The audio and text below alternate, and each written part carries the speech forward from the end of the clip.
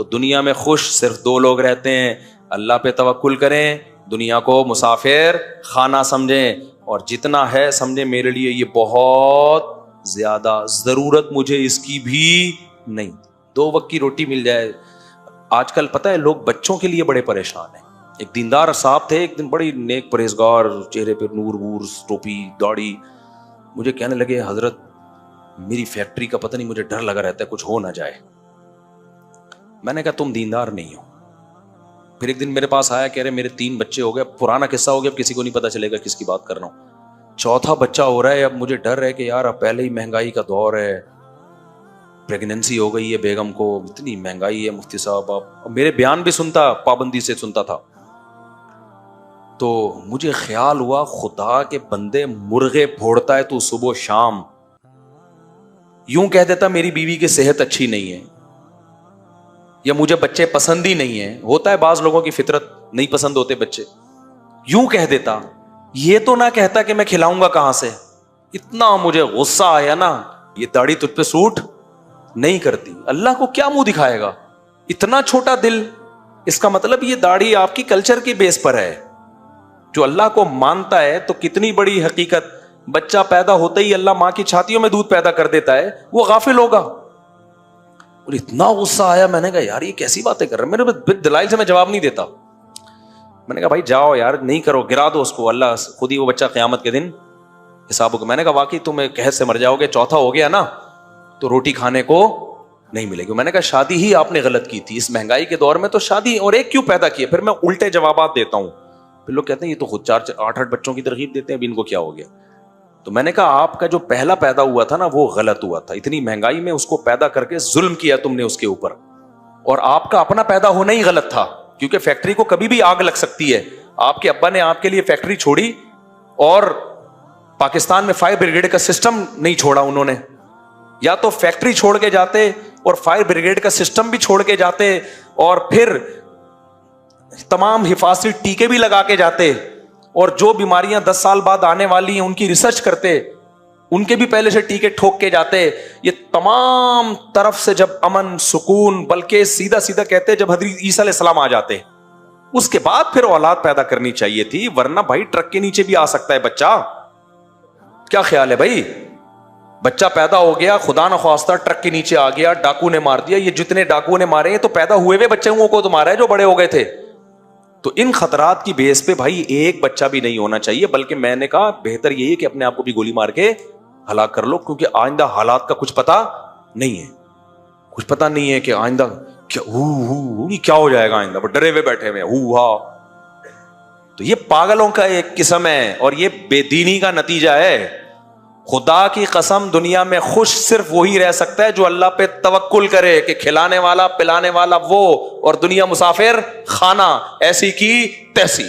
وہ ہمارے پنجابی دوست ہیں، جب ان کا بیوی سے پٹا ہوتا تھا نا اور سسرال والے ان کو یوں یوں کھچیٹ رہے تھے نا، بہت زیادہ ان کو اسکرو پانے سے ٹائٹ کیا ہوا تھا، بہت زیادہ جب تنگ آ گیا، مجھے کہا کہ میں کیا کروں؟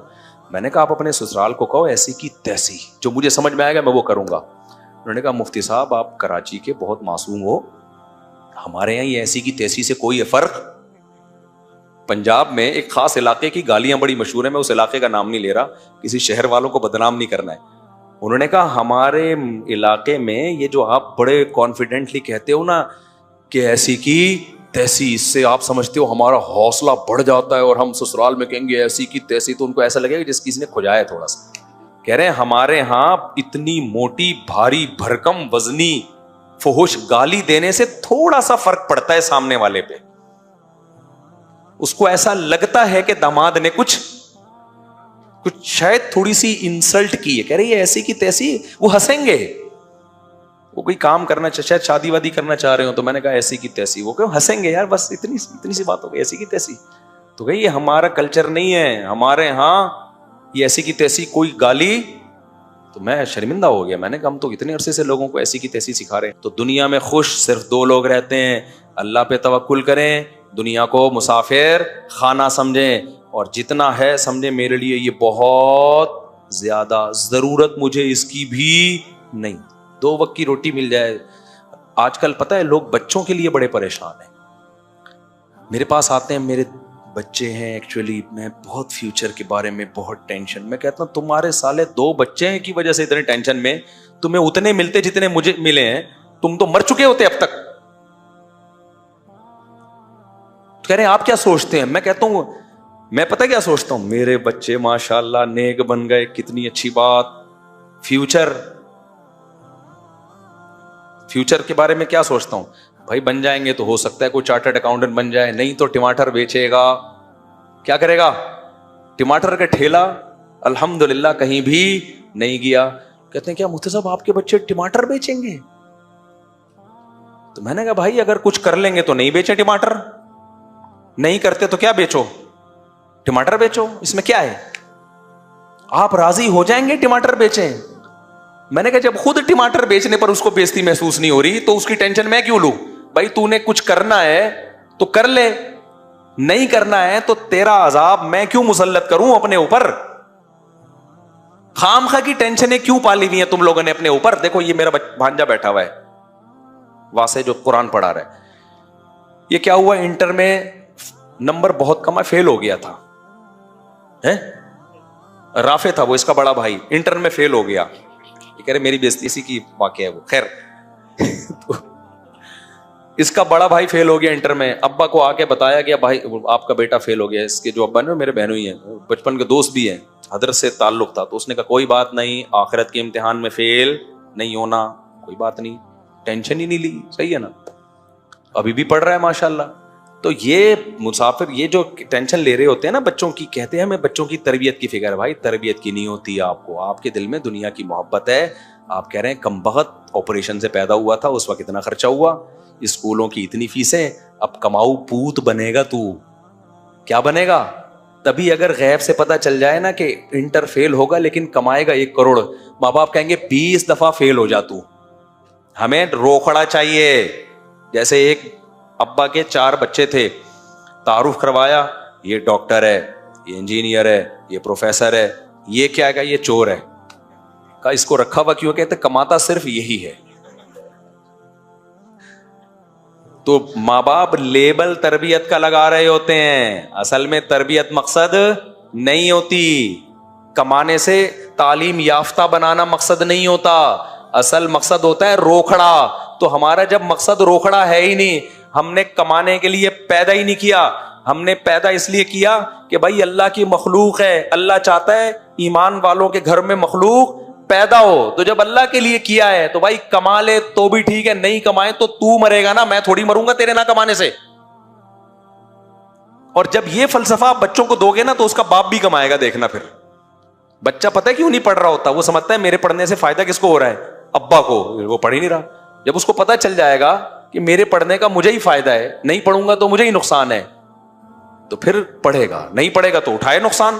کتنی دفعہ اکسالے گا, 3 دفعہ 4 دفعہ, اس کے بعد کچھ نہ کچھ تو کرے گا نا وہ. جزاک اللہ, کچھ نہ کچھ تو کرے گا نا پھر وہ.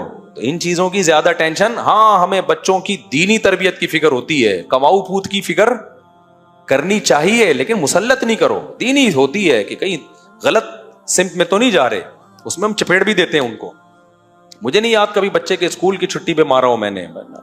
نماز چھوڑنے پر میں نہیں چھوڑوں گا بچے کو, وہ تو حدیث میں حکم ہے چترول لگاؤ ان کو, نماز نہیں چھوڑنے دو بھائی, کیونکہ آخرت یہ تھوڑے دن کی ہے بھائی. یہاں تو کیا بن جائے گا زیادہ سے زیادہ, آخرت میں اگر بخشش ہو گئی تو سبحان اللہ.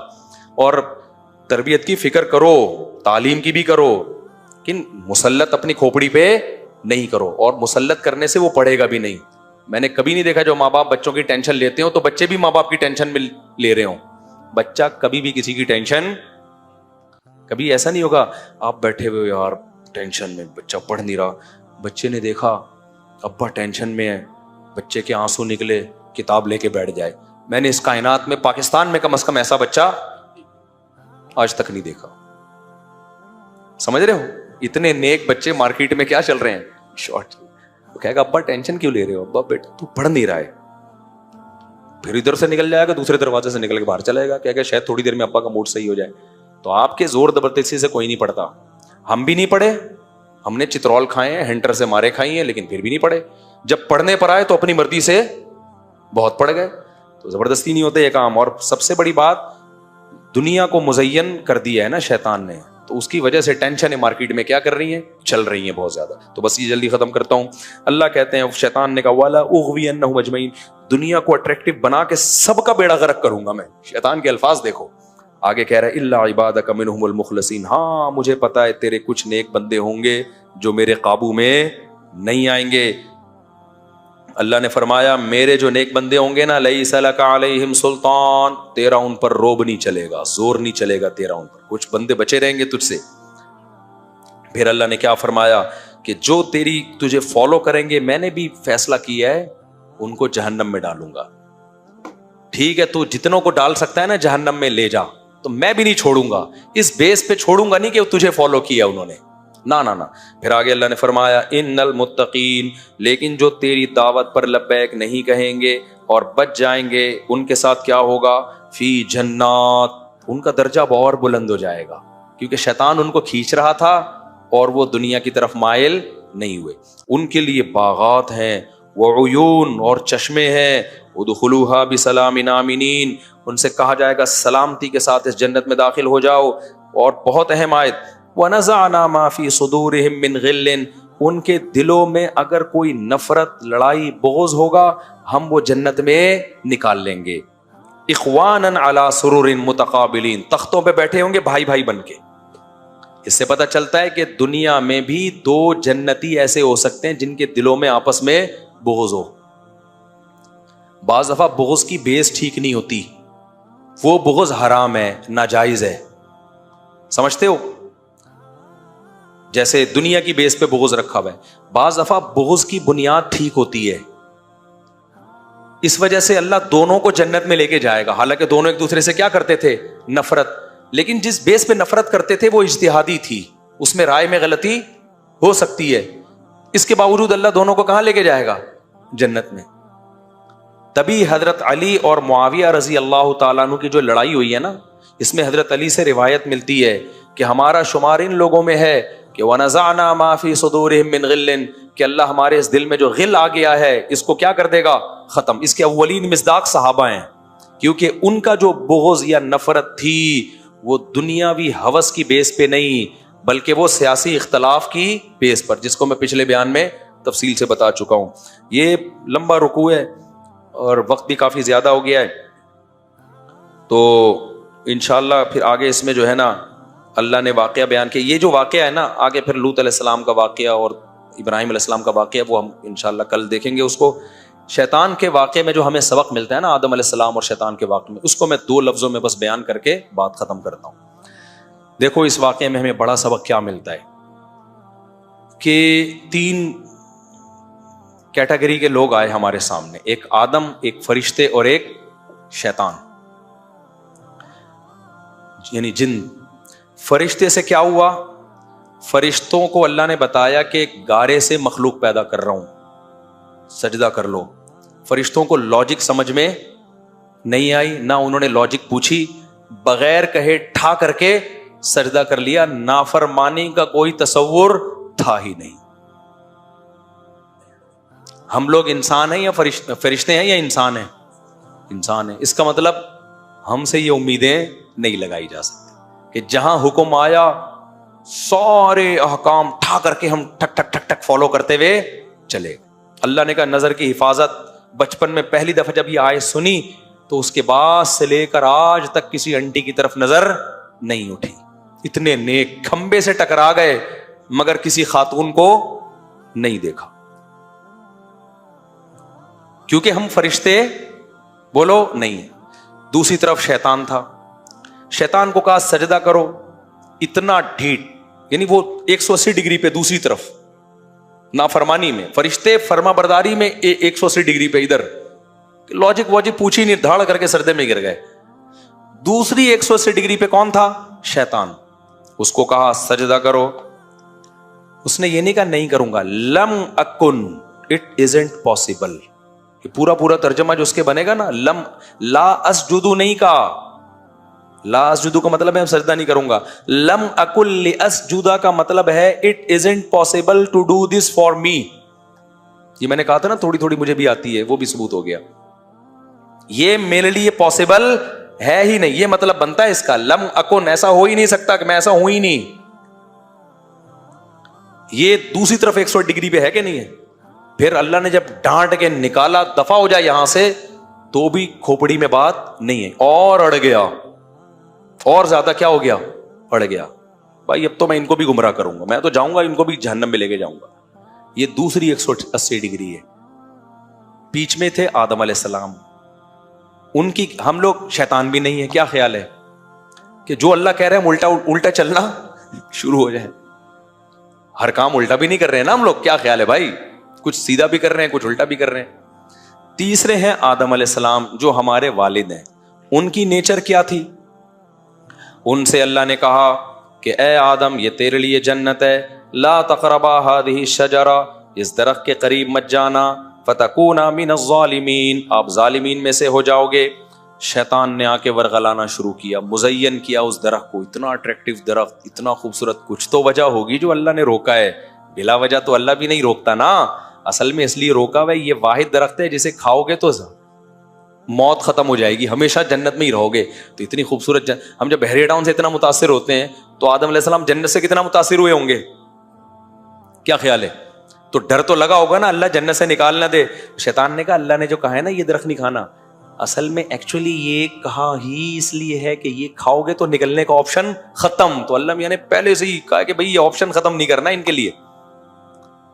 ایسی الٹی سیدھی باتیں, فوسوس لہم الشیطان, تو ایسے دل میں چیزیں خیالات ڈال کے آدم علیہ السلام نے کہا ٹرائی کرنے میں کیا جا رہا ہے بھائی. ٹرائی کیا اور اللہ کی طرف سے ملی سزا. سب سے پہلی سزا کیا ملی؟ کتنی بڑی سزا تھی, دونوں سے کپڑے چھین لیے اللہ نے, جنت سے نکالا بعد میں ہے, لباس پہلے سینا, دونوں برہنہ ہو گئے. اس سے پتہ چلتا ہے عزت دار آدمی کے لیے بے لباس ہونا سب سے بڑی سزا ہے. اور گورا فطرت سے کتنا دور ہے, بے لباسی کو ماڈرنزم اور فخر کرتا ہے. چڈی پہن, اگر کوئی پورے کپڑے پہن کے گھوم رہا ہو میٹرک پاس, اگر گھٹنے سے نیچے نیکر پہنچ کے گھوم رہا ہو اس کا مطلب تھوڑا سا بزنس کرتا ہے, ماڈرن فیملی ہے بھائی. چڈی پہن کے گھوم رہا ہو بھائی یہ ایجوکیٹڈ لوگ ہیں, یہ ہماری طرح چھچورے نہیں ہیں, بیکورڈ لوگ نہیں ہیں. پورے کپڑے پہن کے گرمیوں میں بھی کیا کریں, آپ جاؤ نا آسٹریلیا کے ساحل پر جاؤ کبھی, چڈیاں, ملیشیا میں گیا ہوں میں, چڈی پہن کے گورے بیٹھے ہوئے, تو ان کی گوریاں وہ تو الگ ہی حساب ہے. ان کو تو اس پہ بھی غصہ آ رہا ہوتا ہے یہ چڈی بھی کیوں ہے, وہ تو گورنمنٹ کا لا ہے کہ چڈی اتارنے پر پابندی ہے, ورنہ آپ دیکھتے چڈیاں مارکیٹ سے کیا ہو جاتی, شارٹ. یہ گدھا پن ہے, ہم فطرت سے دور ہو گئے ہیں. میاں بیوی ہیں جبکہ ان دونوں کا ایک دوسرے سے پردہ نہیں ہے, لیکن نارمل حالات میں میاں بیوی میں بھی حیا ہوتی ہے تو وہ کپڑے پہن کے بیٹھتے ہیں, برہنہ نہیں گھوم رہے ہوتے گھر میں, شرم آتی ہے ان کو بھی. تو جب میاں بیوی ایک دوسرے سے اللہ نے لباس چھینا, اور قرآن کہہ رہا ہے اتنا آدم علیہ السلام اور اما ہوا ڈسٹرب ہوئے ہیں, تفقا یخصفان علیہما من ورق الجنہ, درخت کے پتے توڑ کے اپنے اوپر ڈال رہے ہیں, حالانکہ دیکھنے والا کوئی نامحرم نہیں ہے. اما ہوا کو آدم سے شرم آ رہی ہے, اور حضرت آدم کو کس سے شرم آ رہی ہے, اما ہوا سے. تو اللہ نے بتایا کہ حیا میں انسان ایکسٹریم لیول پہ پہنچا ہوا ہونا چاہیے. بے لباسی یہ انسانیت نہیں ہے. آج کہتے ہیں بے حیائی کا کپڑوں سے کیا, لبرل طبقہ جو آ رہا ہوتا ہے نا, بھائی خاتون کی مرضی ہے وہ پورے کپڑے پہنے آدھے پہنے, آپ اپنی نظر نیچے رکھیں, تو پھر کچھ بھی نہ پہناؤ اس کو. تو یہ حیا جو ہے نا, حیا یہ ایمان کا حصہ ہے. تو ہم ہر چیز گوروں سے لے رہے ہیں بھائی, وہ نیچر سے ہٹ گئے ہیں وہ لوگ. تو عورت کو بھی چاہیے پراپر ڈریس میں رہا کرے. شوہر سے شرم آ رہی اما ہوا کو, اور آج عورتوں کو غیر مردوں سے شرم نہیں آ رہی. وہ ایک عورت گئی نا کسی دکاندار کے پاس, شلوار کا کپڑا چاہیے, کہنے لگی تھوڑا سا اور باریک دے دیں, آج کل یہی ہو رہا ہے, یہ تو بہت موٹا ہے. اس نے کہا یہ لے لو, اس نے کہا تھوڑا اور باریک. اس نے دکاندار نے کہا یہ لے لو, اس نے کہا اور باریک. تو وہ دکاندار نے کہا میڈم اسی میں سب نظر آ جائے گا, اس میں فل نظر آئے گا, جو آپ چاہ رہی ہیں نا اس میں آپ ٹرائی کر کے دیکھ لیں, فل نظر آئے گا اس میں. آدم کے جو ہم انسان ہیں نا, تو ہم نے نہ فرشتوں کو فالو کرنا ہے, نہ ہم نے کس کو فالو کرنا ہے, شیطان کو. تو ہم نے آدم کو, تو آدم علیہ السلام کو اللہ نے کیا کیا کہ درختوں کے پتے انہوں نے ڈالے ہیں. تو آدم کی فطرت میں حیا ہے, بے حیائی بے لباسی نہیں ہے. بے لباسی سزا ہے, جو انگریزوں کو ملی ہوئی ہے اور سیکولر اور لبرل طبقے کو ملی ہوئی ہے کہ لباس ہی مارکیٹ سے کیا ہو گیا شارٹ, اور بے سکونی بھی ہے اس میں. لباس پراپر ہونا سکون ملتا ہے انسان کو. جو بغیر لباس کے گھومتے ہیں کبھی ایک دن کر کے دیکھیں یہ کام. تو دوسرا غلطی ہو گئی آدم علیہ السلام سے. اس سے پتہ چلتا ہے بھائی ہم تو نہ فرشتوں کی اولاد ہیں نہ شیطان کی اولاد ہیں. پٹیاں پڑھا کے شیطان ہم سے بھی غلطی بولو کروا سکتے تو ہم سے بھی ہوگی. ایسا نہیں ہو سکتا کہ جب سے ہم نے آیت سنی کہ کسی انٹی کو دیکھنا نہیں ہے تو کبھی آج تک کسی نے دیکھا ہی نہ ہو, کھمبوں سے ٹکرا گیا ہو, گاڑی کے ٹرک کے نیچے آ گیا ہو, بھائی ادھر نہیں دیکھنا منہ کر کے. ہو جاتی ہے انسان سے غلطی. تو آدم سے بھی غلطی ہو گئی, اس پہ سزا بھی ملی. لیکن جیسے ہی آدم کو پتا چلا کہ مجھ سے غلطی ہوئی اور اللہ ناراض ہوا تو فوراً آدم اور حوا نے مل کے دعا مانگی, ربنا ظلمنا انفسنا, اے اللہ ہم نے اپنی جانوں پہ ظلم کیا, وَإِن لَّمْ تَغْفِرْ لَنَا وَتَرْحَمْنَا, کرتے نہیں ہیں ہم اس ظلم پہ, تو نے معاف نہ کیا رحم نہ کیا ہم برباد ہو جائیں گے, لَنَكُونَنَّ مِنَ الْخَاسِرِينَ. تو اس سے پتہ چلتا ہے بھائی غلطی فرشتوں سے تو غلطی نہیں ہوئی, شیطان سے ہوئی اکڑا رہا, آدم سے ہوئی اکڑے نہیں. یہ بیچ کا راستہ ہے. سمجھ میں آ رہی ہے بات؟ تو یہ نہیں ہو سکتا کہ مجھ سے اور آپ سے کبھی زندگی میں کوئی غلطی ہی نہ ہو. بچنے کی کوشش کرنا یہ آدم کی سنت ہے. اگر ہو جائے تو پھر توبہ کرنا یہ بھی کس کی سنت ہے؟ آدم کی سنت. تو کوشش کریں بچنے کی, ہو جائے تو توبہ میں تاخیر مت کریں. اب چونکہ ہم آدم جیسے پیغمبر تو ہیں نہیں, آدم سے تو ایک دفعہ ہوئی, اس کے بعد پکی ڈھکی توبہ. ہم سے ہو سکتا ہے 2 دفعہ ہو, اور کھمبا ٹکرا کے ہمیں پتہ چل جائے کہ ہم سے کیا ہوئی ہے. وہ کھمبا ہی سزا کے طور پر, کھمبا ٹکرانا سمجھتے دیکھتے وہ ایک صحابی کے ساتھ ہوا نا کہ وہ کسی کو دیکھ نظر پڑی کوئی تو وہ ٹکرا گئے کسی چیز سے, تو آپ نے فرمایا یہ سزا ہے, بس اللہ نے دنیا میں کیا دے دیا, حساب و کتاب پورا کر دیا. تو اگر میرے بھائی کبھی ہو جائے, اب لڑکوں کو ہینڈ پریکٹس کی عادت پڑ چکی ہے, توبہ کرو بار بار. فوج فلموں کی عادت پڑ چکی ہے, چھوڑو اس کو, کمپیوٹر نکال دو گھر سے, بند کمرے میں مت بیٹھو. پھر بھی دیکھ لیا, توبہ کرو, نکاح کرنے کی کوشش کرو تاکہ یہ عادت جلدی چھوٹے. صدقہ کرو, روزے رکھو, کسی طرح سزا دو اپنے آپ کو, لڑو. ہتھیار ڈال دیے نا, اگر ہتھیار ڈال دیے کہ یار مجھ سے نہیں چھوٹ رہا, یہ فوج فلمیں مجھ سے نہیں چھوٹ رہی, جس دن آپ نے ہتھیار ڈال دیے تو بس اللہ بھی کہے گا اب تیرے لیے جہنم کے علاوہ کوئی اور آپشن نہیں ہے. کیوں؟ انلزمکموہا, تو بچنا چاہتا نہیں ہے, ہم زبردستی جنت تھوپ دیں, یہ نہیں ہوگا. لڑتے رہنا شیطان سے. پھر اگر گناہ سے نہیں بھی بچے نا تو کم از کم یہ تو ہوگا نا, اللہ کہے گا کوشش پوری کی ہے اس نے, کچھ اس نے کیا, کچھ میری رحمت کام آئے گی. اگر آپ نے ہتھیار ڈال دیے کہ مجھ سے بہت سے لوگ کہتے ہیں بھائی میں توبہ کر کر کے تھک گیا, فوج فلموں کے بارے میں تو بہت ہے کامن یہ چیز, یار توبہ کر کر کے تھک گئے بھائی, ہم سے نہیں چھوٹ رہا ہے, چلو اب دیکھو بس چھوڑو, عادت ڈالو. تو پھر ٹائم متعین کر لی ہفتے میں کتنی دفعہ دیکھنا ہے. اب جب اس کنڈیشن میں آ گئے نا, یہ بہت ڈینجرس ہے. یہ کیا ہے؟ اس کا مطلب ہے کہ اب آپ نے کمپرومائز کر لیا جہنم پہ. تو جب آپ نے کر لیا ہے پھر اللہ کو کوئی شوق نہیں ہے کہ وہ آپ کو جہنم سے نکالے, وہ بچائے جہنم سے, نہ اللہ اسی کے لیے جو کوشش میں لگا وہ. تو اس لیے 100 بار اگر توبہ ٹوٹی ہے 100 بار کیا کرو توبہ. ایک آخری بات کر کے, حکیم اختر صاحب رحمہ اللہ تعالیٰ ایک بڑی پیاری مثال دیا کرتے تھے, کہتے تھے خراب چیز اگر ٹوٹ جائے تو جوڑی نہیں جاتی, اس کو اٹھا کے پھینک دیا جاتا ہے. ایک پیالہ آپ کے پاس پتھر کا تھا, چینی کا پیالہ تھا, ٹوٹ گیا, کون گھنٹوں بیٹھ کے جوڑتا ہے, اٹھا پھینک, مٹی کا پیالہ ہے دوسرا لے لے. لیکن اگر وہ سونے کا پیالہ ہو اور ٹوٹ جائے تو کیا کچرے میں پھینک دو گے؟ ایلفی سے دوبارہ جوڑو گے, پھر ٹوٹ گیا پھر جوڑو گے, پھر ٹوٹ گیا پھر جوڑو گے. فرماتے تھے اللہ سے تعلق یہ سونے کے پیالے سے زیادہ قیمتی چیز ہے. یہ ٹوٹتی ہے گناہ سے, جڑتی ہے توبہ کی ایلفی سے. اور فرماتے تھے یہ ایلفی الفت سے نکلا ہے.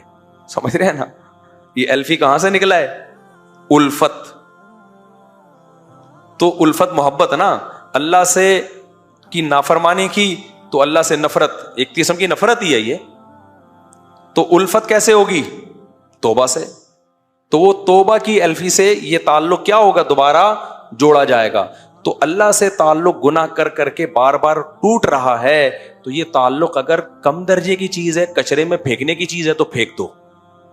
لیکن اگر بہت قیمتی چیز ہے تو بھائی قیمتی چیز 100 دفعہ ٹوٹتی ہے تو 100 دفعہ اس کو جوڑا جاتا ہے. تو توبہ کی الفی سے اللہ کے تعلق کو بار بار جوڑا جائے, یہ آدم علیہ السلام کے واقعے سے ہمیں ملتا ہے. اللہ تعالیٰ سمجھنے کے عمل کی توفیق عطا فرمائے.